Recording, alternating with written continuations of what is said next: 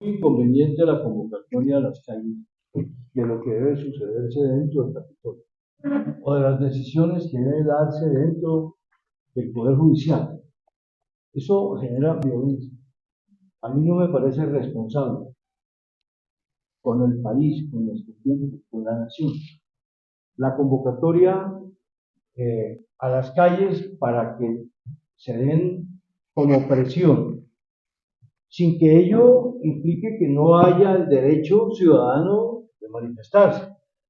Pero debemos tener prudente manejo de convocatorias de tipo político o electoral que generen en actitudes de presión o de inconveniente, digamos, presencia de manifestaciones al borde de las decisiones que se tomen en el Congreso o en el Poder Judicial o en el gobierno, porque nosotros también tenemos aquí una capacidad convocatoria, pero no se trata de hacer un pulso en las calles, porque para eso estamos elegidos en el Congreso, para el trámite sereno de las leyes y las instituciones para las decisiones que deben tomarse en su interior, de tal manera que considero inconvenientes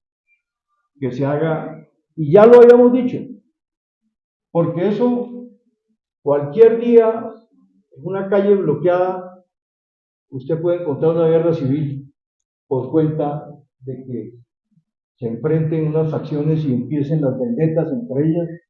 No, la democracia es precisamente una expresión distinta y eso es lo que las urnas deciden y lo que las instituciones tramitan de una manera libre de presiones como las que pueden traer las convocatorias de manera inconveniente.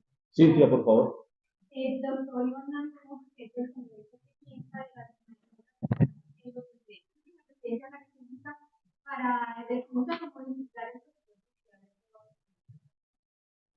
Bueno, nosotros hemos tenido con este gobierno una actitud muy responsable.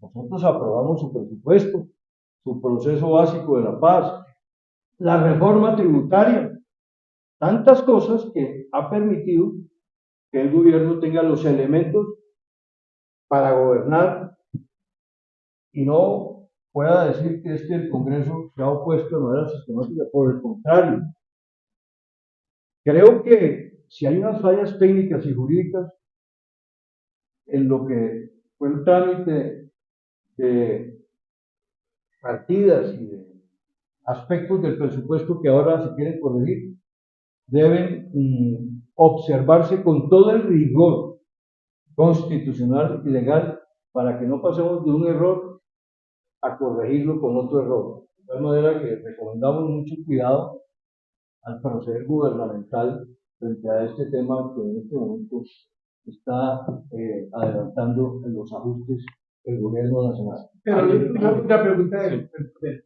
pero es que mediante vía decreto quieren que el presidente sea quien disponga del presupuesto y asigne las partidas, siendo el presupuesto una ley orgánica. Sí, nosotros por eso recomendamos mucho cuidado en ese aspecto del manejo que se está haciendo para la corrección de algunos temas presupuestales. Vía decreto no se puede de ninguna manera suplantar o reemplazar el trámite en el Parlamento, en el Congreso. Angie. Presidente, usted como integrante de la en oposición y además de eso, bueno, los cambios en el gabinete es una facultad discrecional del señor presidente y no vamos a interferir en ella. Pero tampoco podemos dejar de pensar en recomendar un gabinete mucho más dinámico, con una capacidad de ejecución, porque una de las cosas más valiosas de una sociedad, del ser humano, es el tiempo.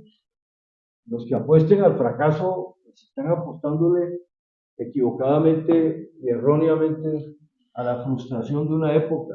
Y va pasando el tiempo y los presupuestos y la misionalidad institucional debe cumplirse. Nosotros no vemos un gabinete dinámico ni ejecutor, de tal manera que ojalá que el presidente revise los miembros de su gabinete para que pueda dinamizar su trabajo. Sobre mi partido, yo tengo que aceptar sus decisiones. Mi recomendación desde el principio fue la independencia, pero la decisión final sobre revisar esta decisión la tendrá el Congreso, que hagamos muy prontamente en mi partido. Andrés.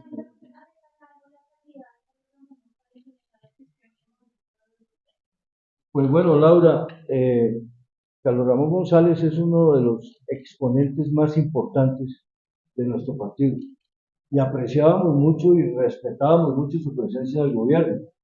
Esperemos si se va a mantener su presencia o no, para que podamos evaluar cuál es el impacto dentro del ánimo del partido de continuar como partido de gobierno o buscar de pronto otras decisiones.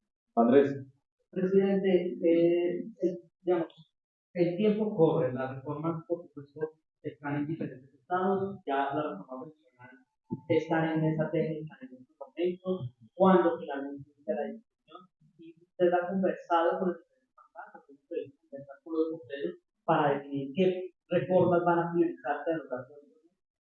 Bueno, en la medida en que vayan llegando, van a irse dinamizando. La pensional la vamos a llevar a la plenaria el próximo martes. Sí, la anunciamos mañana y empezará su trámite en la plenaria con las ponencias que ojalá puedan tener algunos consensos principales para que las cosas puedan fluir.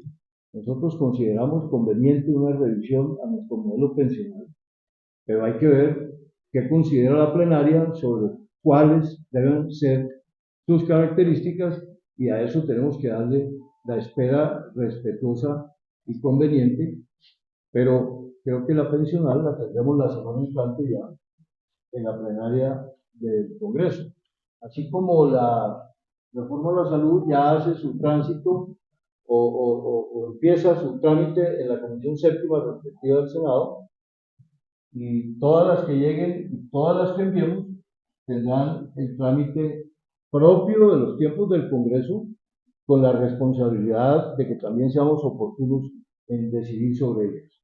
Cerramos con Juan Carlos, muchachos, ya. ¿Cómo evalúa, señor presidente del Capitolio, Iván Name, la gestión, las políticas de gobierno del presidente Gustavo Petro? ¿Cómo lo califica? Realmente, en mi concepto, no son satisfactorias. Han sido erráticas e inconvenientes. Pero ello es mi posición individual y personal frente a la pregunta que me hace Juan Carlos. Yo creo que el presidente tiene oportunidad para que en donde se ha equivocado pueda corregir y que la ruta del país sea la reafirmación democrática e institucional y que sus propuestas de cambio el Congreso las está estudiando de manera responsable y oportunamente va a decidir sobre ellas. Estas políticas incluyen reformas para que no haya trabas. Estas políticas incluyen las reformas. Usted dice, me pregunta Juan Carlos, ¿cómo evaluar las políticas? Usted dice, no son satisfactorias, inconvenientes y erráticas. Me pregunta Juan Carlos cómo ha sido la evaluación que hago del gobierno. Eso es de lo que ha sido el gobierno. Las reformas son propuestas de lo que debe ser la legislación y estamos en su estudio. De tal manera que no podemos descalificarlas, sino tenemos que estudiarlas para decidir sobre ellas. ¿Qué va a pasar en el proceso de elección de Contralor por un lado? Y dos, usted decía que el gobierno Petro ha profundizado en algunos problemas del país. ¿A qué se refiere? Yo creo que hay temas donde este gobierno, seguramente todos lo han hecho también, pero hablando de esto, hay áreas donde no hemos sido afortunados en el manejo de estos años que ya lleva este gobierno y pensamos que todo gobierno debe tener oportunidad de corregir. Pero eso es el fuero del presidente, como el fuero del Congreso es decidir sobre las propuestas que se le hagan, y por eso tenemos que manejar las discrepancias dentro de un marco institucional respetuoso. en un nivel que no sea el de la confrontación en las calles, porque ese es inconveniente para la salud democrática. Y estamos en el proceso de elección, que es un mandato judicial del nuevo Contralor. Si así fuere definitivamente la decisión de la Corte Constitucional, en pocos días anunciaremos la universidad que va a hacer los exámenes, porque nosotros tuvimos escogida la nacional en diciembre, pero nos sorprendió realmente con su renuncia a esa selección, y nos tocó de nuevo, ¿sí?, en lo que algunos han pensado, han dicho que es una tramoya o que es un efecto dilatorio. No. Lo que pasa es que así es el tema institucional, y realmente pues no pensamos que íbamos a tener el inconveniente con la nacional que se declaró impedida, pero aquí está nuestro secretario, el doctor Gregorio, y con él y con el presidente de la Cámara, porque es que quiero decirles, las decisiones sobre el proceso de selección del Contralor no son del Senado, son del Congreso, y en ese sentido se hace con el presidente del Senado y el de la Cámara, y el secretario general, en este caso el del Senado, que ha estado muy al frente de manera responsable y con un cuidadoso tratamiento jurídico.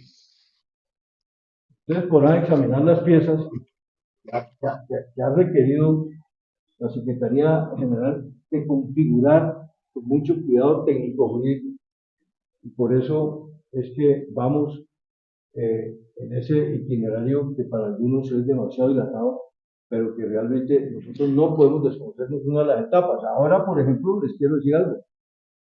Hay una comisión interparlamentaria que está estudiando a los candidatos que se presentaron. Y por cierto, yo no puedo coger del pescuezo a nadie a decirle, ¿qué hubo? Pues, sino estamos a la espera de que la comisión haga la evaluación, y entonces son tiempos que no manejamos nosotros. Este es un timón aparente que tenemos, y estamos en ese proceso. Presidente, si se cumple el tema precisamente de la libertad de prensa en el país, por supuesto que el Congreso de la República, hay algunas restricciones a los periodistas o que cumplen con algunas de la libertad de prensa. Usted, con la experiencia que tiene como periodista, le preguntamos si en alguna oportunidad tuvo restricciones. Les pregunto, ¿en el Congreso se cumple o hay algún funcionario que pueda restringir esa libertad de prensa? No, de ninguna manera. Y si alguno fuere señalado porque así proceda, pues necesitaríamos saberlo para corregirlo. Pero yo creo que en este país tenemos una democracia libre, y ese es nuestro mayor valor a preservar. Gracias, muchachos. Gracias. Bueno, el presidente del Capitolio de Bogotá, Iván Name Vázquez, en una conferencia de prensa con los periodistas acreditados en el Senado de la República para hablar sobre diferentes temas relativos justamente a las políticas que se trazan en el país suramericano. Desde el centro de Bogotá, para TINE News, canal de la política mundial, Juan Carlos Martín. Periodismo político puro, 41 años. Cariño y aprecio para celebrar su día y reconocer la importancia de la